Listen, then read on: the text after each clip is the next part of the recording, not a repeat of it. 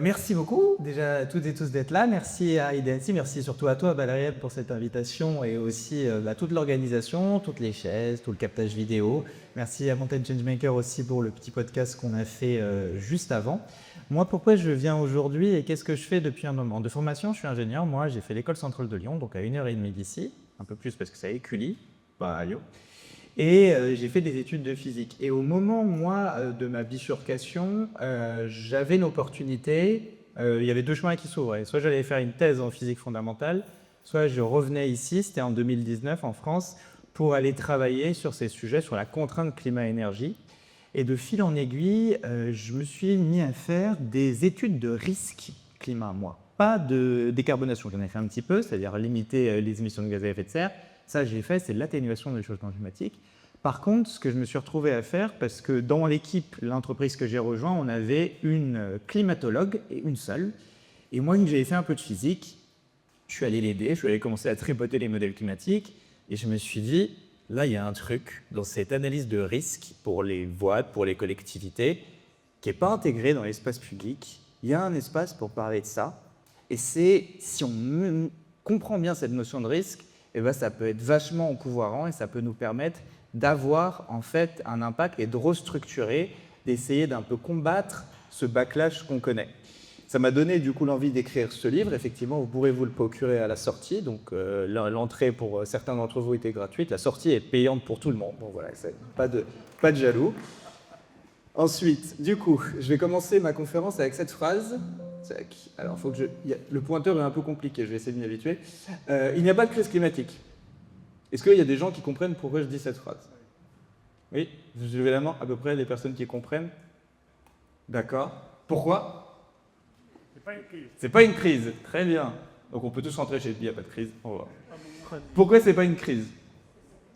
Voilà. Donc, on va commencer avec cette figure du Haut Conseil pour le climat qui nous dit que le changement climatique est irréversible. Qu'est-ce que ça veut dire? Là, on a mis 3 générations de Français, là, il n'y a aucune information pour l'instant sur la slide. Donc, il y a 3 générations de Français, il y a le premier ou la première, elle est née en 1950, la dernière, elle est née en 2020. Et ce qu'on a, on a les climate sweeps. Les climate sweeps, vous les avez vus, c'est les banques climatiques, c'est l'augmentation de température par rapport à l'ère industrielle que vous avez, par rapport à 1900. La figure, elle a été faite en 2022. Vous voyez, du coup, là, c'est l'historique, et là, on commence à rentrer dans les scénarios. En 2022, du coup, on a eu à peu près, aujourd'hui en France, on a pris à peu près 1,7 degré, et dans le monde, on en est à 1,3, 1,36 exactement, à peu près. Et on a dépassé pour la première fois dans le monde le seuil de 1,5 degré en 2024. Et il y a une étude qui est montrée récemment qui dit qu'on va dépasser, très certaine, qu'on va dépasser, pas certaine, c'est 1,5 degré de réchauffement, puisque en fait, ce qui compte, ce n'est pas la mesure instantanée, c'est une moyenne sur 30 ans. Et donc, en fait, aujourd'hui, le budget carbone pour rester sous les 1,5 degrés, il est d'environ 100-150 gigatonnes de CO2 équivalent. Et aujourd'hui, on émet en moyenne à peu près 40 gigatonnes de CO2 équivalent par an au niveau mondial. Ça veut dire que dans 3 ans, le 1,5 degré est dépassé définitivement, pas sur une année instantanée, mais sur une moyenne. Or, 1,5 degré, c'est une construction politique. C'est une construction politique qui vient de l'accord de Paris, qui nous disait, qui a été signé par tous les États du monde, presque, et qui disait qu'il faut limiter le changement climatique bien au-dessous des 2 degrés, et si possible 1,5 degré. Parce que les premiers impacts extrêmement matériels étaient à 1,5 degré, et que c'est pour cela qu'on s'est mis d'accord. Le premier scénario que je vous montre, le forte baisse des émissions, c'est le scénario de l'accord de Paris, justement. D'accord? C'est si on tient dans 2 degrés. Et première chose que vous remarquez, et c'est pour ça que ce n'est pas une crise, c'est que ça reste jaune. Ça veut dire que même si on contient le changement climatique, ce qu'il faut faire absolument en dessous des 2 degrés, c'est-à-dire si on atteint la neutralité carbone, on reste à peu près à 2 degrés de réchauffement en France. Or, 2 degrés de réchauffement en France, ça correspond à un été 2022 qui devient, autour de 2050, une forme de moyenne. D'accord ? L'été 2022, c'était l'été le plus chaud qu'on a eu depuis la canicule de 2003. On peut faire les paris que 2025 sera peut-être plus fort que 2022. En tout cas, 2026 sera probablement plus fort, 2027 probablement. Bref, aujourd'hui, les extrêmes d'hier deviennent la normale et laissent la place à de nouveaux extrêmes. Et en 2050, même dans le 2 degrés, l'été 2022, qui était équivalent à la canicule de 2003, va devenir la moyenne. Okay, donc ça veut dire fondamentalement on est obligé de s'adapter à cette forme d'irréversibilité. Il y a un deuxième scénario. Le scénario que vous avez là, c'est un scénario qu'on appelle d'émission intermédiaire. C'est le scénario de la France 4 degrés. Donc dans les pouvoirs publics français, il s'est déployé quelque chose, une analyse qui s'appelle la trajectoire de référence à l'adaptation au changement climatique, qui était là pour construire le troisième PNAC, le Plan national d'adaptation au changement climatique. Le PNAC, c'est un document de référence pour dimensionner notre adaptation. Et le PNAC, pour dimensionner notre adaptation, il doit fixer un seuil de réchauffement. Le seuil que le PNAC va fixer, c'est un seuil de 4 degrés en France, qui correspond à 3 degrés dans le monde. La France et l'Europe se réchauffent plus vite. Okay, et le 3 degrés, ça correspond au fait que si tous les États rendent matériels les engagements qu'ils ont pris, on arrive à 3 degrés de réchauffement à peu près. Mais il y a d'énormes incertitudes par rapport à ça. Parce qu'il y a ce scénario en haut, qui est un scénario de forte émission, qui est un scénario d'emballement climatique. L'emballement climatique, il peut être provoqué par le dépassement de ce qu'on appelle traditionnellement les points de bascule. C'est-à-dire que le système climatique n'est pas un système stable, c'est un système chaotique qui marche par franchissement de seuil. Ce qui veut dire qu'en fait, si par exemple on commence à émettre beaucoup trop de carbone, à réchauffer trop fort, on va dégeler trop fort une partie du permafrost. Le permafrost, il contient des bactéries qui vont s'activer, qui vont faire du méthane. Le méthane est un gaz à effet de serre qui réchauffe encore plus l'atmosphère, qui refait fondre le permafrost, qui remet du méthane. Ça, c'est ce qu'on appelle des boucles de rétroaction positives. Toutes ces boucles-là, les scientifiques ont des difficultés absolument immenses à modéliser le niveau de réchauffement auquel elles se déclenchent. Mais le 2 degrés a été construit comme un seuil de sécurité pour le non-déclenchement de ces points de bascule. Et si les points de bascule se déclenchent, on peut aller sur ce scénario de forte émission avec de 6 degrés, mais on peut aller sur des choses aussi beaucoup plus hautes ou des choses complètement incontrôlables, complètement inanticipables. C'est-à-dire que si on ne réduit pas nos émissions de gaz à effet de serre rapidement, on va perdre le contrôle du système. Et là, c'est certain qu'on ne pourra pas s'adapter. On rentrera dans un système climatique qui s'auto-entretient, qui fait n'importe quoi. Vous mettez 3 générations de Français dans ce schéma-là, et vous vous rendez compte qu'en fait, il y a une perception qui est très différente entre les générations. Les générations qui sont nées en 1950, elles ont vu qu'à peu près 1,2, 2 degrés max de réchauffement entre 0 et 70 ans. Okay, et donc, ils se disent, il y a le temps. Sauf que si vous prenez une Française ou un Français né en 2020, potentiellement, il va vivre 4, 5 degrés de différence. Et donc, on est sur une thématique d'accélération. Le changement climatique, il n'est pas linéaire, il s'accélère, et il s'accélère toujours plus vite. Et du coup, en fait, comme je l'ai dit, il y a une dérive qui a une caractéristique d'irréversibilité. Et elle nous fait comprendre qu'en fait, on rentre dans un monde qui est complètement différent. Aujourd'hui, en fait, si on peut comprendre le backlash écologique, il faut lire un livre qui s'appelle La théorie du suricate, en tout cas le suricate de Pablo Servigne. Je n'ai plus le titre exact. Et Pablo Servigne va expliquer là-dedans comment marche le phénomène de peur. La peur, il y a 3 niveaux. Quand vous êtes dans le vert, vous n'avez pas peur. Quand vous êtes dans le rouge, vous commencez à avoir peur, et cette peur va créer un mécanisme de révolte, un mécanisme de fuite. Vous êtes une souris, il y a le chat qui arrive, vous avez peur, vous êtes dans le rouge, vous fuyez. Okay, et il y a un niveau de peur extrême, qui est le niveau du dessus, qui est le niveau bleu. Le niveau bleu, c'est une peur où vous frisez, vous vous paralysez. Le chat, il vous rattrape, vous vous frisez, vous vous évanouissez parce que vous ne voulez pas souffrir. Aujourd'hui, par rapport à une actualité extrêmement anxiogène, on est collectivement dans le bleu. On a eu la période de rouge, collectivement, mais beaucoup de personnes sont dans le bleu, et quand on est dans le bleu, on se paralyse et on remet les œillères, on va regarder autre chose. Aujourd'hui, on est là-dedans. Il faut sortir absolument de cette peur. Comment on sort de cette peur? On va le voir pendant la conférence. Il y a la notion d'entraide et la notion de la robustesse qui peuvent nous aider. Mais aujourd'hui, collectivement, on est là-dedans. Et c'est la pire réponse possible.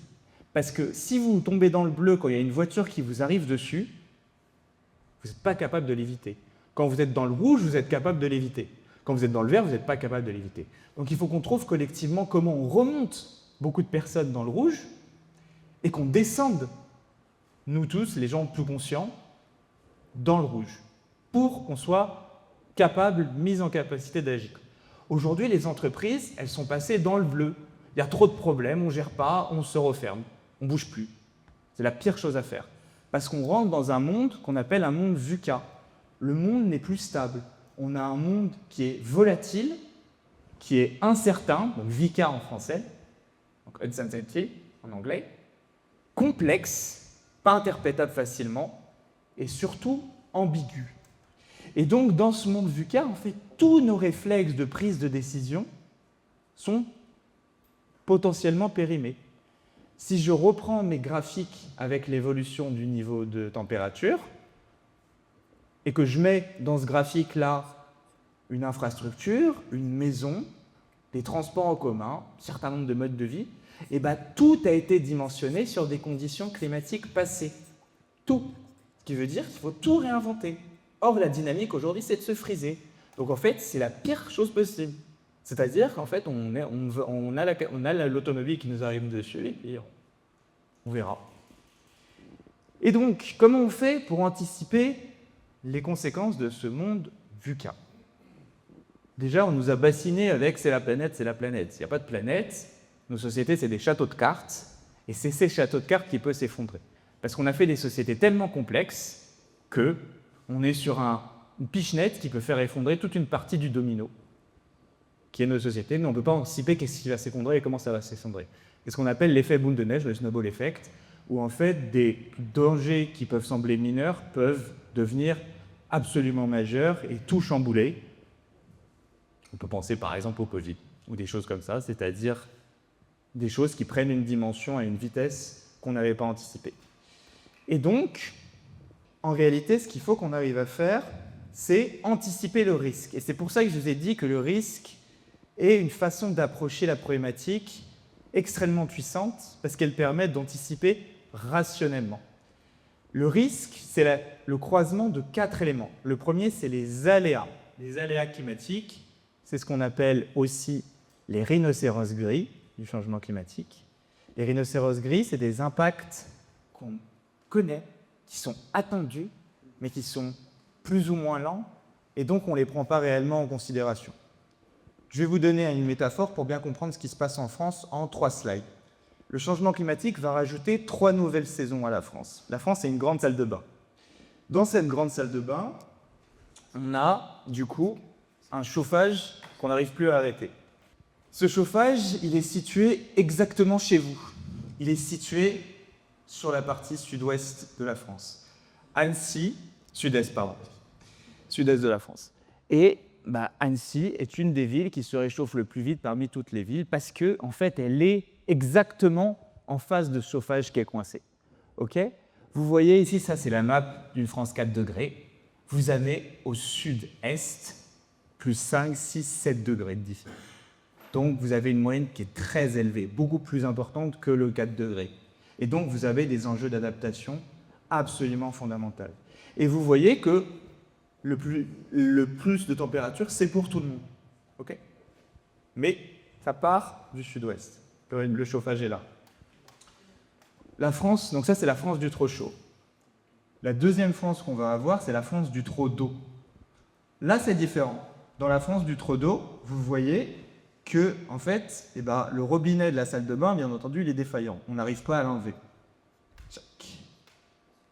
Il coule, et il est au nord-est, lui, nord-nord-est. Et vous avez du coup, ça ce que vous avez, c'est le cumul des précipitations en hiver. Le changement climatique augmente la température. Le changement climatique augmente donc la quantité d'eau qu'on va évaporer ou qu'on va évapotranspirer.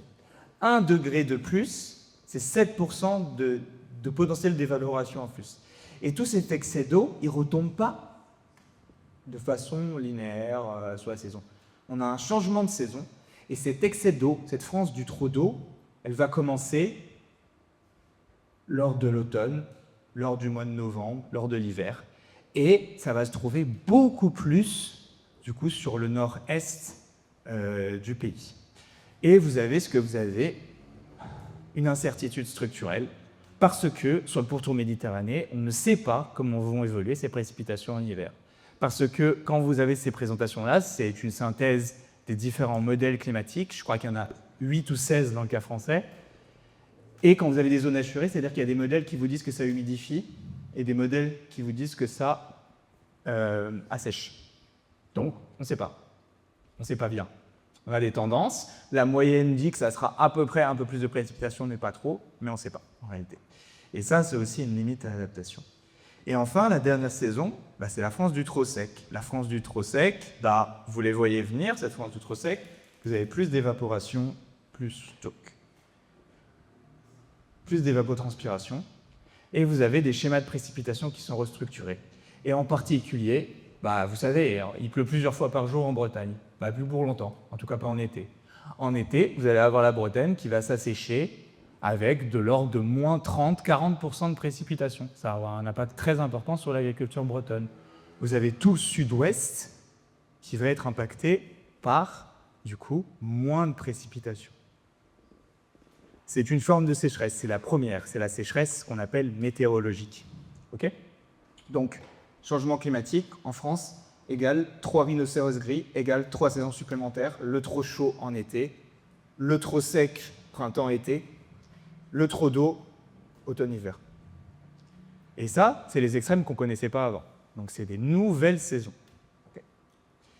Quand on analyse un risque climatique, on analyse l'exposition à ces aléas. Les aléas, je vous ai montré, c'est le trop chaud, le trop d'eau. L'exposition, c'est une notion géographique. Hop là. Et donc, dans les territoires, c'est trop chaud, trop d'eau, trop sec, ils se mélangent et ils ont des impacts différenciés sur les territoires de montagne, notamment. Les territoires de montagne, ça, c'est déjà acquis. Les territoires de montagne, c'est les avant-gardes du changement climatique. On a déjà dépassé les 2 degrés en montagne. Même pas par rapport à l'ère pré-industrielle, par rapport à 1950, par rapport aux années 50. Et au printemps, on est déjà à plus 2,6. On a du coup également un assèchement. On a à peu près moins 25% de neige à 1500 mètres d'altitude. À retenir comme chiffre, 1 degré de réchauffement climatique en plus, c'est 1 mois d'enneigement en moins à 1500 mètres. L'isotherme remonte, vous le voyez tous les jours. Vous avez aussi une quantité d'eau disponible pour les plantes qui a diminué de l'ordre de 15% en 30 ans. L'eau verte, c'est très dommage parce que nos montagnes, ce sont nos châteaux d'eau. Et ces territoires de montagne, et vous le constatez, et je pense que je vais toucher pas mal de personnes dans la salle en disant ça, c'est des territoires de solastalgie. La solastalgie, c'est quoi ? C'est une espèce de vague à l'âme, une anxiété par rapport à la transformation des paysages du fait des dégâts environnementaux. Moi, il y a énormément de personnes qui viennent de montagne et qui sont venues me voir et qui me disent « Moi, j'arrive plus à remonter la mer de glace parce que je suis terrifié de ce que je vais voir. Rien que voir une photo, ça me met une anxiété pas possible. » C'est la même chose pour les glaciers d'Argentière ou pour ceux d'Ossau, par exemple, dans les Pyrénées-Orientales. Et donc, cette solastalgie, c'est un impact réel. C'est vraiment quelque chose qui est lié aussi, donc ça c'est tout de suite, et les dynamiques physiques, elles sont inarrêtables. Donc, dans un scénario où on va vers le 4 degrés, donc c'est un scénario où on s'énerve un petit peu, à retenir qu'en 2050, on va encore diviser par 2 l'épaisseur moyenne des Alpes. Si vous voulez voir tous ces graphiques-là, vous allez sur une plateforme, tout est en libre accès, qui s'appelle Driasque Météo France, et vous pouvez jouer sur tous les territoires et regarder en fait comment ces épaisseurs de neige augmentent et comment tous ces aléas climatiques marchent et évoluent. Les rhinocéros gris, ils se mélangent. Ici, dans les Alpes, vous avez un mélange du coup du trop chaud et du trop sec. Les territoires alpins, ce sont aussi des territoires qui abritent à peu près 30% des forêts françaises. Or, nos forêts françaises, si nous, on peut s'adapter de façon incrémentale, ça veut dire mettre de la climatisation, ça veut dire en fait s'habiller un peu différemment par rapport aux températures, et nos arbres, eux, ils ne peuvent pas le faire. Et en fait, le changement climatique, il va déjà trop vite pour nos écosystèmes forestiers. Entre 2014 et 2022, on a connu des forêts françaises qui séquestraient 40 mégatonnes de CO2 équivalent. Lors de la décennie précédente, elles en séquestraient 60 mégatonnes de CO2 équivalent. Et si on prend simplement l'année 2022, donc comme la pire année en termes de vagues de chaleur par rapport depuis 2003, on était à 30 mégatonnes. C'est pour ça que vous avez vu en 2022, vous avez peut-être déjà vu passer, le fait que les forêts françaises captent 2 fois moins de carbone. C'est ça qui se passe. C'est que ça va trop vite. Ça va beaucoup trop vite, en fait, en réalité. Et pourquoi ça va beaucoup trop vite ? Parce que, fondamentalement, et c'est ça où on va rentrer du coup dans des choses qui sont différentes de la physique, c'est qu'on a tout optimisé dans nos sociétés, et donc on a tout fragilisé. On a hyper spécialisé nos territoires de montagne, on a hyper spécialisé notre agriculture, on a hyper spécialisé nos villes pour faire circuler des voitures. Et ça crée des fragilités partout, et je vais essayer de vous le démontrer. C'est le troisième élément de la composante du risque, c'est la vulnérabilité. La vulnérabilité, elle n'est pas climatique, c'est très important à comprendre. C'est l'organisation sociale qui va faire qu'un aléa va être plus ou moins impactant. Okay ? Donc la vulnérabilité climatique, c'est notamment, par exemple, votre âge, ou votre poids, ou en fait tous les facteurs qui vont vous rendre plus ou moins vulnérable à risque, notamment par rapport aux vagues de chaleur. C'est aussi votre capacité d'adaptation. Plus vous êtes riche, plus vous avez de capacité d'adaptation. Plus vous pouvez vous mettre de la clim, plus vous pouvez déménager, plus vous pouvez partir en vacances, plus vous vivez dans un environnement avec de la nature, un environnement qui transpire. Votre genre aussi est fondamentalement une caractéristique de capacité d'adaptation, parce que vous n'avez pas les mêmes contraintes, la race sociologique présumée, tout ça, etc. Et donc c'est un sujet profondément politique, l'adaptation, profondément social, et on va essayer de comprendre ce caractère social et comment, en fait, ça marche. Ici, peut-être certains et certaines d'entre vous, même certainement le connaissent, je vais reprendre le paradigme de la robustesse par rapport à la performance d'Olivier Amand. Olivier Amand, c'est un biologiste qui explique justement que le vivant, s'il se reproduit, s'il arrive à perdurer, c'est pas parce qu'il est performant, c'est parce qu'il est robuste. Pour le comprendre, on va se mettre sur deux axes. Premier axe, axe de la performance, c'est faire le maximum avec le minimum. Okay ? La robustesse, c'est assurer la stabilité malgré les fluctuations extérieures. Première partie du graphique. Je gagne des points de performance, je gagne des points de robustesse. Ça, c'est mon développement économique. Ou pour une entreprise, je fais plus de chiffre d'affaires, je peux investir dans plus de salariés qui me permettent de traiter plus de situations possibles, et ces salariés me font permettre de faire plus de valeur économique, je fais de la robustesse, etc., etc., etc. Donc ça marche. C'est exactement la même courbe que vous avez avec le PIB et le bonheur. Quand vous êtes un pays avec très peu de PIB et que vous augmentez le niveau de vie de ce pays, ce qui se produit, c'est que votre niveau de bonheur augmente. Sauf que, déjà, cette performance, elle se paye, on va voir comment, et que ce n'est pas infini. C'est qu'il y a un seuil, il y a un moment où, à force de perdre de la performance, on va enlever de la robustesse. On voit par exemple sur les seuils de PIB et les niveaux de bonheur, à un moment ça plafonne. D'accord ? Je ne sais plus le seuil, ça se retrouve. Et en fait, pour faire de la performance, ça ne vient pas comme ça. Il faut faire d'abord, du coup ça c'est dans un monde abondant. Dans un monde abondant, faire de la performance, ça se traduit par faire de la robustesse. Mais cette performance, elle se paye. Pour faire de la performance, on doit uniformiser. Qu'est-ce qu'on a uniformisé ? Nos territoires de montagne. Pourquoi faire ? Pour être performant par rapport à une forme d'industrie, qui est l'industrie du ski, qui représente 82% du chiffre d'affaires touristique de la montagne. Il y avait un avant le ski, et il y a eu ce grand plan neige, les grandes orientations qui ont été données par les politiques françaises et locales pour justement générer, attirer toujours plus d'investissements dans le ski, etc. Et aujourd'hui, nos territoires de montagne, il y a une véritable manne financière d'ordre de 9 milliards d'euros qui fait vivre toute une économie locale autour du tourisme et du ski. Okay ? Mais du coup, on a hyper uniformisé tout ça. Aujourd'hui, notamment, on a 52% de l'empreinte carbone du tourisme qui est liée au transport. On a une artificialisation des sols qui est très intense dans les territoires de montagne, d'accord, en particulier à Annecy et dans sa banlieue. On construit, on construit, on construit, on construit. On a une concentration extrêmement importante des hébergements touristiques qui ne servent du coup que en saison touristique, c'est des lits froids. Et on a du coup certaines caractéristiques du territoire qui vont en fait le fragiliser, qui marchaient dans un monde abondant, mais qui ne vont être en difficulté à ce moment-là. Dans la performance, on a aussi une notion de rapidité. Il faut aller toujours plus vite. Et par exemple, si on regarde cette carte, vous avez l'adéquation entre la production agricole et les besoins d'un territoire. C'est une carte de la souveraineté alimentaire, si vous voulez. Aujourd'hui, les territoires de montagne, c'est 75% d'agro-pastoralisme. D'accord ? Donc, il y a beaucoup d'élevage. Et vous avez, malheureusement, vous n'êtes pas les pires, mais toute la partie, encore une fois, avec la région parisienne, qui est une catastrophe en termes d'autosuffisance alimentaire, vous avez une bonne partie en tout cas, si on fait la moyenne de tous les territoires qui sont au sud-est, vous avez une très faible autonomie alimentaire. Vous avez une très faible autonomie alimentaire des territoires de montagne. Pourquoi cette très faible autonomie alimentaire ? Parce qu'on a fait du flux tendu, on a préféré développer d'autres activités économiques. Et parce qu'aussi, on n'a pas non plus des caractéristiques extrêmement propices à toutes les formes d'agriculture. Mais ça, c'est une vulnérabilité. Ça, c'est une fragilité. OK ? Et donc, on fait aussi, dans ce paradigme de la performance, donc URH, uniformisation, rapidité, hiérarchie. La hiérarchie, c'est notamment la hiérarchie qu'on fait entre les différentes espèces.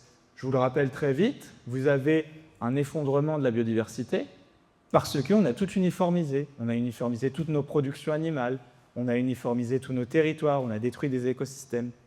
Moi, j'étais, par exemple, la semaine dernière, j'étais dans le Verdon, et dans le Verdon, il y a énormément de buis, et les buis, en été, là, ils n'ont plus de feuilles.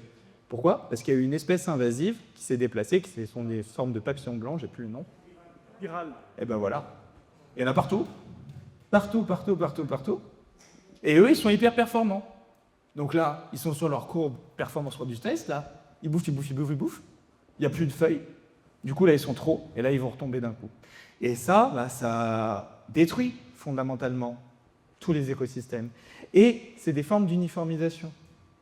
On n'a plus des écosystèmes qui sont adaptés au nouveau climat. Il va falloir qu'on réfléchisse à comment on réinvente nos forêts, en particulier dans le monde fluctuant et dans ce contexte de dérive climatique. Et donc, comme les pyrades ou comme tout modèle économique, à force d'optimiser, on crée des fragilités. Et du coup, c'est toujours ces courbes-là qu'on vous a montrées des tonnes de fois, c'est que les arbres vont pas jusqu'au ciel. C'est la grande accélération. Et cette grande accélération, à un moment, on va retomber. Et si on n'a pas planifié le fait qu'on allait retomber, on va retomber beaucoup plus fort. Comment penser cette notion notamment de frontière planétaire ? On peut la penser comme un élastique. Au début, quand vous tirez votre élastique, ça va revenir, et quand vous allez le lâcher, ça va revenir au point de départ. Okay ? Il n'y a rien qui est irréversible. À un moment, vous allez tirer tellement fort l'élastique qu'il va un peu s'étendre, cet élastique-là. Et quand vous allez le reprendre, il va être un peu plus long. On est exactement dans cette phase. On a tiré et on a provoqué déjà un certain nombre de phénomènes irréversibles par cette grande accélération. Et tout l'enjeu, pour pouvoir garder le contrôle sur notre élastique, c'est pas de tirer trop fort, parce que si on tire trop fort, là, on part, l'élastique, il va céder. Au moment où les courbes, elles redescendent, c'est quand l'élastique, il cède. Il faut qu'on arrive à maintenir ça. Et du coup, on rentre, comme je vous l'ai dit, comme je vous l'ai montré dans le début de l'intervention, dans un monde qui est fluctuant. Le monde fluctuant, ça veut dire, c'est un monde où, quand on fait des gains de performance, on perd de la robustesse. C'est un monde où, en fait, on n'est pas capable d'anticiper tout ce qui va nous arriver. Il y a des rhinocéros gris, on peut anticiper, on peut voir ce qui va dans les modèles, mais on ne sait pas quel impact ça va vraiment avoir sur le tissu social. On peut anticiper, mais on n'a pas une boule de cristal. Et il y a des impacts qu'on ne peut pas anticiper. Ça, c'est le dépassement des frontières planétaires. Ça, c'est notamment les signes noirs. Okay ? On va voir ces signes noirs. Et donc, dans le monde fluctuant, faire de la performance, c'est la pire chose, parce qu'on fait de la robustesse, on perd des points de robustesse à chaque fois. Et donc, ces signes noirs, c'est le deuxième grand impact de la dérive écologique. Le premier, c'est les rhinocéros gris, on pourrait les anticiper. Les signes noirs, c'est des choses qu'on ne peut pas anticiper, mais qu'on peut réexpliquer a posteriori. C'est le Covid. Vous ne pouvez pas savoir que le Covid allait se déclencher en 2020, 2019-2020. Mais vous pouvez expliquer pourquoi. Il n'y avait plus à avoir un Covid. Toutes les espèces animales sont en uniformisation génétique, il y en a moins. Du coup, quand il y a un virus qui passe, il saute de 1 à 1, il se fait plaisir, il n'arrive pas de muter. Du coup, on ne peut pas l'attraper, il devient hyper performant en mutant. Et les courbes des virus, c'est aussi une courbe performance-robustesse. Donc performance, pouf, il dort. Voilà.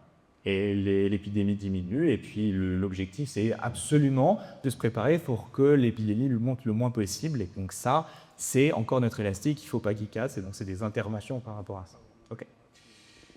Petit élément ici dont on parle très peu, je vais le donner parce qu'on a une vague de chaleur extrêmement importante, ça va impacter de base à notre économie, parce que, en fait, les corps de métier qui sont touchés, j'aurais dû le couper peut-être cette figure, mais je vous enverrai les slides, vous pouvez mettre un message sur LinkedIn, je vous les transmettrai sans problème. Les corps de métier les plus essentiels, c'est-à-dire les ouvriers du bâtiment, les agriculteurs, c'est eux qui sont le plus à risque, notamment du trop chaud. Et donc, il y a plein d'activités économiques qu'on ne va plus pouvoir mener. Je ne suis pas sûr qu'on va pouvoir faire beaucoup de construction en été, dans les villes. Je ne suis pas sûr qu'à certains moments en agriculture, on va pouvoir cultiver comme on fait aujourd'hui. Il y a tout qui est à changer, tout qui est à réinventer. Et par rapport à cet enjeu de réinvention, on est toujours frisé dans le bleu devant notre bagnole, en ayant compris vaguement les risques et en comprenant surtout toujours cette question climatique comme une question morale. Bien sûr qu'il y a de la morale derrière. Si je fais ça, c'est parce que je pense que c'est bon de donner ces informations-là et de lutter pour éviter ce chaos-là. Mais dans mon action, il ne faut pas que l'action climatique qui dit il faut réduire le temps parce que c'est bien de le faire. Oui, mais le problème, ce n'est pas ça. Le problème, c'est limiter notre risque, c'est conserver notre société, conserver notre souveraineté en tant que pays et être surtout rationnel. C'est simplement de la rationalité. Et donc, cette rationalité, il faut l'organiser. Et donc, la dernière composante du risque, c'est la réponse qu'on peut y apporter. Et donc, la réponse, c'est arrêter de faire des gains de performance et c'est faire des gains de robustesse. On va suivre Olivier Hamon jusqu'au bout. Et donc, face à l'uniformisation, on va mettre de la diversité. La diversité, c'est diversifier notamment nos territoires de montagne. Je vous invite à lire, vraiment, c'est un très très très bon rapport qui a eu très peu d'expositions, moi je trouve, sur la résilience des territoires de montagne qui a été fait par Shield Project. Il va falloir qu'on dépolarise en montagne grandement, qu'on utilise la manne financière, la rente du ski, pour organiser un tourisme différent, notamment un tourisme d'été, ça s'organise progressivement. Il va falloir qu'on utilise cette manne pour réinvestir dans des formes de souveraineté alimentaire. On va voir lesquelles, l'hydrologie régénérative pour les pratiques agricoles et des formes de sécurité sociale de l'alimentation. Il va falloir qu'on sécurise la mobilité, parce que, en fait, plus vous allez perdre d'arbres, les arbres, ça tient le sol. Plus vous en avez qui meurent, plus vous allez avoir de phénomènes d'éboulement. Okay ? Donc il faut absolument aussi qu'on commence à anticiper ces risques, qu'on sécurise des voies, parce qu'il y a énormément de territoires, dans les territoires de montagne, qui sont difficilement accessibles, on n'a qu'une seule voie. Et donc il y a plein de personnes qui peuvent se retrouver du jour au lendemain coupées du monde. Il faut l'anticiper, il faut avoir des alertes, il faut planifier, il faut dimensionner par rapport à ce nouvel ordre des choses. Et il y a du coup fondamentalement aussi cette question de sanctuariser la ressource en eau, on va y aller dans un moment. Face à la rapidité, on met de la lenteur. C'est quoi la lenteur? La lenteur, c'est dans nos pratiques agricoles notamment. Il y a une pratique agricole qui s'appelle l'hydrologie régénérative, qui est portée par une autre autrice de la collection Feuille-Connote que vous connaissez peut-être sûrement, qui s'appelle Sharon Descolonges. Et donc, son concept, il est génial, parce que justement, notre agriculture, elle va trop vite, c'est trop de performance. Et surtout, notre agriculture, et ça qui est très important, elle accélère le cycle de l'eau. Okay ? Quand on a des sols qui sont devenus, qu'on a artificialisés, donc ça c'est le béton dessus, ça on connaît. Mais si on a des productions agricoles qui sont toutes uniformes, et ces productions agricoles qui sont toutes uniformes, elles ne vont pas survivre, même dans un environnement abondant, parce que même les variabilités du monde abondant sont trop pour elles. Donc on les stérilise, on met des pesticides, d'accord? Et on les dope. On les dope comment? L'engrais et l'irrigation, en général. Et donc on accélère le cycle de l'eau, parce qu'on commence du coup à surperformer dans nos sols, donc à sursimplifier nos sols, et nos sols, quand ils sont simplifiés, c'est des éponges qu'on a utilisées 50 fois. Donc ça devient des croûtes sèches qui ont besoin de beaucoup plus d'eau pour pouvoir absorber la même quantité qu'avant. Et donc, en fait, nos sols, ils sont en train de devenir durs comme du roc, à force de les surexploiter. Et si c'est le cas, fondamentalement, vous êtes dans l'incapacité d'infiltrer votre eau dans les sols. Si l'eau ne revient pas dans les sols, elle s'évapore plus et plus vite. Et donc, vous accélérez le cycle de l'eau. Cette accélération du cycle de l'eau, le changement climatique la provoque, mais les pratiques nos usages des sols, soit pratiques agricoles ou d'aménagement du territoire, participent, elles aussi, à cette accélération du cycle de l'eau.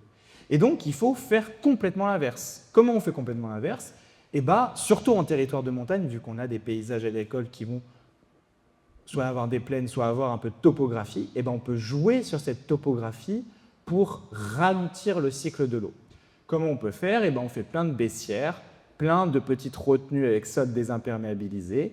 Et en fait, on essaye que quand on a un excès d'eau, donc ça c'est avant hydrologie régénérative, ça c'est après hydrologie régénérative, on fasse que quand il y a un excès d'eau, il s'écoule le plus lentement possible, qu'il fasse des mares, des choses comme ça. Et donc, notre éponge qui est toute dure, elle a le temps d'absorber l'eau. Sauf si tout retombe d'un coup, tout dévale, et on a les conséquences des inondations aussi. On a les inondations. Le trop d'eau et le trop sec, ce sont les deux faces d'une même pièce, en réalité. Et dans ce schéma de permaculture, d'hydrologie régénérative, on va rajouter ce qu'on sait déjà faire. On sait faire de l'agroécologie, on sait faire de la rotation de culture pour réenrichir nos sols. Et dans l'hydrologie régénérative, il y a des légumineuses qui sont intégrées en rotation de culture. On peut faire du maraîchage sur sol vivant. On peut utiliser des techniques d'agropastoralisme pour notamment amender les sols, etc. Et on peut aussi utiliser nos meilleurs alliés contre le changement climatique partout, que sont les arbres. Un arbre vivant, mature, ça transpire une centaine de litres d'eau par jour. Tous ces litres d'eau qui vont être transpirés, ça sera de l'énergie solaire qui ne sera pas là pour réchauffer votre peau ou réchauffer fondamentalement la parcelle agricole, les bovins qui sont à côté ou les cultures.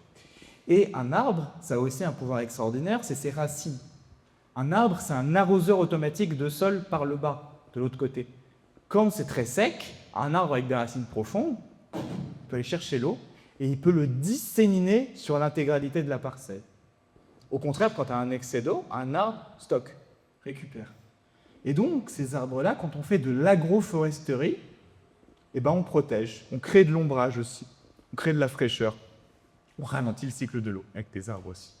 On fait de la lenteur. Ça, c'est de la robustesse. Dernier élément, devant la hiérarchie, il faut faire de la redondance.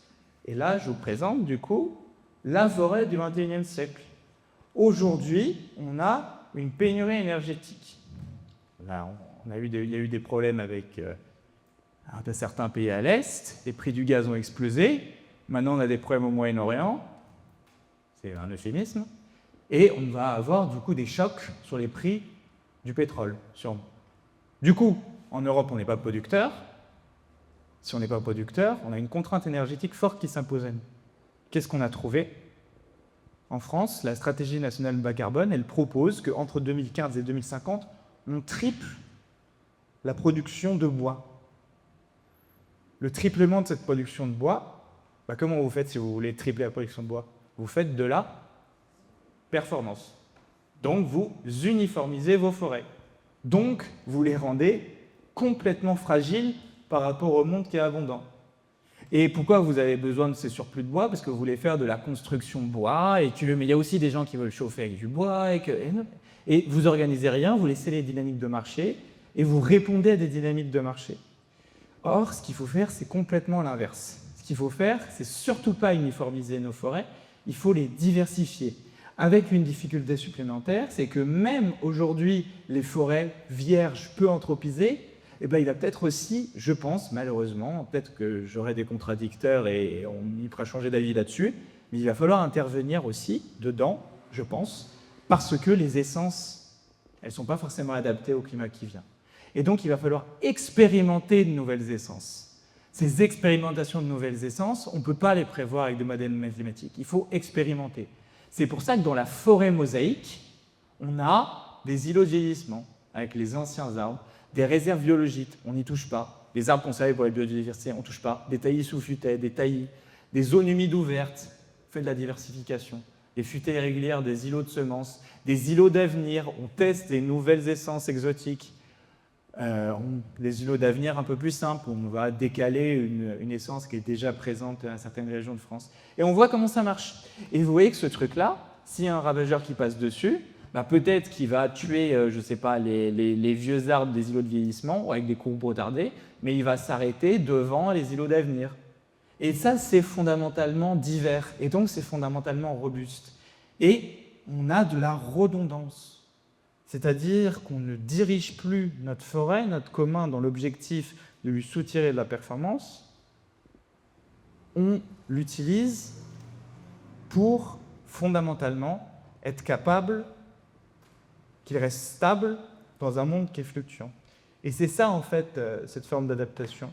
Et donc vous avez tout compris, uniformisation, rapidité, hiérarchie, qui est la pire chose à faire dans un monde fluctuant. Il faut prendre le parti pris opposé à chaque fois. Et c'est soit l'un, soit l'autre, parce qu'on a déjà dépassé, le monde de l'abondance est déjà terminé. Il faut faire de la robustesse. Et chaque fois qu'on va faire de la performance, on va faire une forme de fuite en avant. Et cette fuite en avant, elle nous enferme dans un modèle et elle nous rapproche de la voiture qui nous fonce dessus. Faire de la robustesse, c'est en fait organiser la vraie adaptation. Okay ? Donc, la maladaptation d'hier, c'est ça, c'est faire de la performance, c'est-à-dire on n'a plus de neige en montagne, on fait des canons à neige. Ça enferme dans un modèle, parce qu'en fait, c'est le syndrome de la reine rouge. C'est on court sur un tapis qui va de plus en plus vite pour rester stable. Et ça, à un moment, il y a une rupture. Il faut arrêter d'anticiper le futur comme quelque chose de linéaire. Ça, c'est ça, en grosso modo, aussi notre façon de le dire. Et donc, la vraie adaptation, l'adaptation demain, ce n'est pas une adaptation technocratique. C'est une adaptation qui planifie de la diversité, de la lenteur, de la redondance. Et, du coup, ça traite la notion de risque. La réponse, elle va permettre, du coup, de réduire la vulnérabilité. L'adaptation, c'est ça. C'est une réponse qui diminue la vulnérabilité. L'atténuation du changement climatique, c'est réduire les aléas climatiques, l'exposition en réduisant les émissions de gaz à effet de serre. On peut avoir aussi des éléments d'exposition. On va, par exemple, décaler une infrastructure qui est en zone inondable. Ça, c'est le genre aussi d'adaptation qui peut exister. Et du coup, si on prend ça pour une entreprise, comment elle doit faire, l'entreprise? Si on met tout ce modèle-là, l'entreprise, ça doit devenir une forêt mosaïque. Elle a des sphères de la performance, elle a des sphères de la robustesse, et tout le business as usual qui est hyper en performance, il faut l'utiliser déjà pour anticiper, pour mettre des lunettes, pour voir dans le monde VUCA, pour mettre de la vision. C'est-à-dire, la première chose à faire, c'est comme d'habitude, c'est de faire une comptabilité environnementale. Une entreprise, elle va émettre des gaz à effet de serre, elle va avoir un impact sur les systèmes naturels, sur le climat. Il faut faire de la comptabilité écologique, il faut savoir combien on émet, pour savoir combien on est dépendant des énergies fossiles. Mais, et ça, vous le savez, mais ça par contre, ce qu'on ne dit jamais, c'est qu'il faut qu'elle anticipe aussi les risques physiques. C'est quoi l'influence du trop chaud sur mon business model? C'est quoi l'influence du trop d'eau sur mon business model? C'est quoi l'influence du trop sec sur mon business model? C'est quoi l'influence de tout ça mélangé sur ma chaîne de valeur, sur mon fournisseur qui me fournit tel produit, etc. C'est quoi l'influence sur mes clients? Est-ce que mon business model il est encore viable? Qu'est-ce qui va prendre comme choc? Si on n'anticipe rien, on va prendre le choc encore pire. On ne construit pas de robustesse. Et donc, il faut faire les deux ensuite. Il faut aller faire de l'atténuation et de l'adaptation, donc limiter les risques et limiter les émissions de gaz à effet de serre. Et on va aussi être impacté, et ça j'en parle très peu, par ce qu'on appelle les risques de transition. Si on se met dans un scénario où on a une transition qui va se faire, si vous ne faites pas de robustesse ou pas assez, fondamentalement, vous vous retrouvez dans une situation où vous êtes aveugle par rapport à ce qui va vous tomber dessus. Et vous pouvez être aveugle dans un monde qui ne bouge pas et qui est abondant, mais ce monde-là, il est terminé et il ne reviendra plus jamais. Donc il faut anticiper. Il ne faut pas se freeze devant la voiture. Et du coup, c'est méga compliqué, mais atténuer l'impact, adapter les activités. Et le but, c'est ensuite de se mettre en mouvement, en lien, faire un écosystème de la robustesse, connaître son écosystème local, savoir avec qui je peux travailler pour en fait être en mesure de créer mes îlots de robustesse. Ma robustesse, je ne la ferai pas tout seul, je ne la ferai pas en hiérarchie, je la ferai en redondance. Donc, si je connais mes acteurs économiques locaux, je peux mettre en place une gouvernance adaptée aux enjeux de durabilité, remplacer durabilité par robustesse, développer un modèle d'affaires robuste, c'est-à-dire savoir dans mon modèle d'affaires qu'est-ce qui est de la performance, qu'est-ce qui est viable dans le monde futur, qu'est-ce qui ne l'est pas, qu'est-ce qu'on n'en sait rien, et qu'est-ce qui sont les sphères de robustesse que je peux créer dans mon activité économique, comment je peux la diversifier, comment je peux me réorienter plutôt vers les besoins à satisfaire, et les besoins à satisfaire plutôt locaux. OK ? Et on fait du coup de l'éco-conception des offres, etc. Et tout ça, ça passe fondamentalement aussi par un changement de culture. Ça passe fondamentalement par se documenter, par être en mesure d'avoir accès à des formations sur tous ces enjeux-là. Parce que tout ça, c'est hyper compliqué. Et dans le monde VUCA, il faut arriver à retrouver une vision. Et on a une vision en ayant une culture générale large, en ayant appris des choses qui serviront peut-être à rien, on s'en fiche. Mais plus on va avoir une culture générale large, plus on va être capable de s'adapter à des choses auxquelles les autres ne pourront pas s'adapter. Donc une entreprise qui fait une comptabilité écologique, qui a anticipé ces risques et qui arrive à voir dans ses business models, dans son modèle d'affaires, ça c'est que de la performance, c'est de la fragilité, ça c'est de la robustesse, ça c'est fragile, il est capable de planifier vers où il veut aller, dans la limitation des impacts, dans son adaptation et dans l'organisation de tout son écosystème autour de la robustesse. Et pour terminer, pour avoir une vision un peu plus générale, je voudrais parler de ce livre. J'ai commencé avec la Bossarine, je finis avec la Bossarine. Il a écrit un livre avec Gauthier Chapelle qui s'appelle « L'entraide, l'autre loi de la jungle ». Et ce qu'il va expliquer, c'est que l'interprétation qu'on a dans le lieu commun de la compétition darwinienne est fausse. Il se passe deux choses. On a Darwin, lorsqu'il va écrire son grand livre sur la théorie des espèces, ce qu'il va faire, c'est qu'il va regarder en fait un écosystème assez riche, donc les îles Vierges britanniques, il me semble.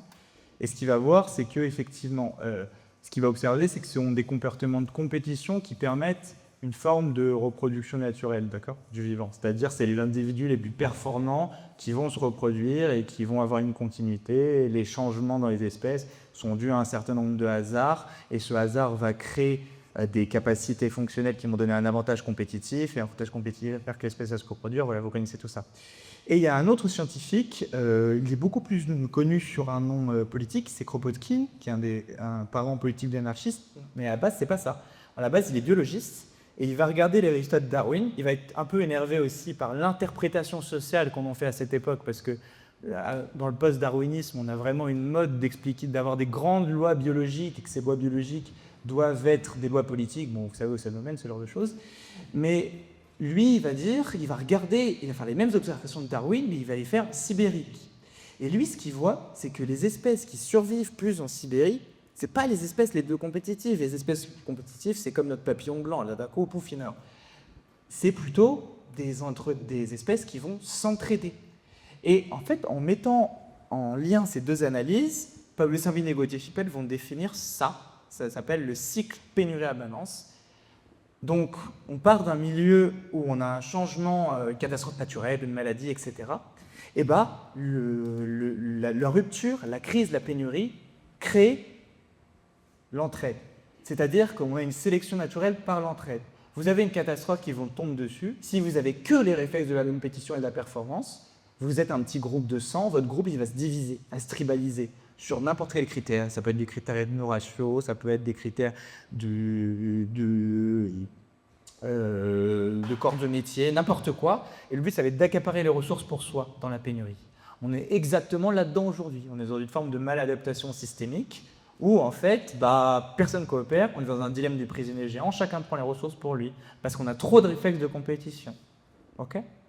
Et ça, c'est la pire chose. Alors qu'un groupe humain qui a des réflexes d'entraide développés, il prend le choc, il arrive, il partage les ressources et du coup, il n'amplifie pas la pénurie avec une prophétie autoréalisatrice. Pensez, si vous voulez, pour ce genre de choses, ce qui s'est passé avec le papier toilette lors du Covid. Il n'y a pas de problème de papier toilette, sauf qu'il y a une crise, tout le monde fait n'importe quoi, il n'y a pas de papier toilette. Ça n'a aucun sens. Mais il n'y a que des phénomènes comme ça. À chaque fois, vous avez une contrainte extérieure et la réaction du système à ça. Et la réaction du système, ça, c'est nos institutions qui l'organisent, la réaction du système. Et donc, l'entraide, c'est en fait la condition pour régénérer l'abondance. C'est dans le partage des ressources, dans le partage des communs, qu'on est capable de recréer une adaptation au milieu. Sauf que, du coup, cette abondance, elle va souvent être corrélée aussi à des formes d'énergie et de matière, des extractions, etc. Et du coup, dans l'abondance, l'entraide, elle est moins nécessaire, et donc, progressivement, vous diluez les réflexes de l'entraide. Et la compétition, du coup, devient un comportement majoritaire à ce moment-là, au moment où l'abondance, où l'entraide est plus nécessaire. Et cette compétition, elle régénère le phénomène de pénurie de crise parce qu'on n'accapare à en prendre. Okay, on le voit dans le vivant, ça, aussi. Vous prenez 2 arbres, vous mettez ces 2 arbres dans un environnement riche, vous enlevez un des 2 arbres, vous allez voir dans le canyon de l'arbre qui a été enlevé, les racines du 2e arbre vont s'immiscer. Les 2 arbres, ils étaient en compétition. Ils se battaient pour les ressources, il y en a un qui est parti, il prend le reste. Winner take all. Et si vous faites la même chose dans un environnement, vous mettez ces 2 arbres dans le Sahara ou dans le désert, dans un environnement pauvre, vous en enlevez un 2e, vous allez voir que les racines du premier arbre vont se contracter. Ça veut dire que les 2 arbres, à ce moment-là, ils coopéraient dans l'environnement qui était hostile. Et donc, ça c'est extrêmement puissant parce que ça nous permet de comprendre nos sociétés comme des balanciers entre des déjà-là de l'entraide et des déjà-là de la compétition. Les déjà-là de la compétition, les institutions de la compétition, vous les connaissez tous, ça vous vient, 10 000 vous en viennent. Ça va le marché du travail, je ne sais pas moi, les accords de libre-échange, la route, le match de foot, il y en a plein, que ça, et que ça qui vous vient en tête. Parce qu'on est justement beaucoup dans ce culte de la compétition. On a des politiques publiques qui sont là depuis des décennies pour organiser la compétition. Parce que la compétition fait l'émulsion dans l'abondance, etc., l'innovation, vous connaissez. Mais les institutions de l'entraide, par contre, c'est plus difficile. Vous avez en image que des choses locales en général. Ce qui est bien, parce que ça, c'est déjà de l'entraide. Mais on a une institution de l'entraide qui est absolument immense, en France, institutionnelle, et que personne ne voit. Est-ce que vous avez une idée? La sécurité sociale. Voilà, ça va. Et donc oui, effectivement. Et comment naît la sécurité sociale? La sécurité sociale, elle naît d'un effondrement. L'effondrement de la Seconde Guerre mondiale. Elle naît en 1945. Elle naît en 1945 avec le Conseil national de la résistance. Et elle ne naît pas par le génie du Conseil national de la résistance. Elle naît parce que ça existait déjà dans le monde social. Avant 1945, avant 1939, il y avait énormément de syndicats de travailleurs qui faisaient ça, qui récupéraient les cotisations sociales de telle et telle profession et qui s'en servaient du coup finalement pour donner la retraite, donner des assurances maladie, des formes de retraite, etc. Une forme de mise en sécurité sociale en fait. Et il faut croire en la théorie des claques. Dans le monde fluctuant, à force de prendre des claques, tout ce qui va rester, c'est les institutions de la robustesse, les institutions de l'entraide. On a pris la claque de la Deuxième Guerre mondiale, et ce modèle-là, il est resté et il s'est uniformisé. Et en 1945, la sécurité sociale, quand elle devient universelle, elle n'est pas un service public étatique. Elle est un service public non étatique, ce qu'on appelle la démocratie sociale. Elle est gérée par 3/4 des représentants des salariés et 1/4 des représentants du patronat à ce moment-là. Ce qui veut dire que ce n'est pas le général de Gaulle qui décidait l'âge de la retraite, qui décidait ce qu'on rembourse comme soins, qui décidait la durée des arrêts maladie, le taux de remboursement. C'est les assurés eux-mêmes qui votaient ça et qui pouvaient du coup auto-organiser une forme d'économie du besoin. Si à un moment on a une pyramide des âges qui augmente, on récupère un peu plus de cotisations parce qu'on se dit qu'il y a un seuil minimum de besoins vitaux à assurer pour la santé ou pour la retraite. C'est comme ça que ça a marché. Et après, au fur et à mesure, la sécurité sociale a été beaucoup tricotée. Maintenant, il y a l'État qui intervient un peu dedans. Maintenant, on n'a plus ce 3/4-là. Mais une fois qu'on a cette institution de l'entraide en tête, on peut en construire de nouvelles. Et ma préférée, et celle qu'on voit beaucoup, c'est la sécurité sociale de l'alimentation. Dans la version nationale de la sécurité sociale de l'alimentation, on aurait chacune une carte vitale de la sécurité sociale de l'alimentation. Comme vous avez votre carte vitale qui vous permet d'aller voir des médecins qui sont conventionnés parce qu'ils ont des diplômes de médecine, et pareil, avec ces 100 € par personne et par mois, vous allez pouvoir acheter des produits qui vont être conventionnés. Et c'est ça qui est trop bien, c'est comment on conventionne ces produits. On va faire une caisse de la sécurité sociale de l'alimentation de d'Annecy, et on va mettre ensemble autour de la table, en démocratie sociale, des représentants des mangeurs, des représentants des transformateurs et des représentants des agricultrices et des agriculteurs locaux.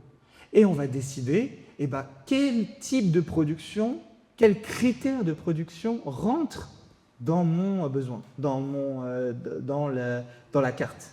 D'accord? Qu'est-ce que j'ai le droit d'acheter?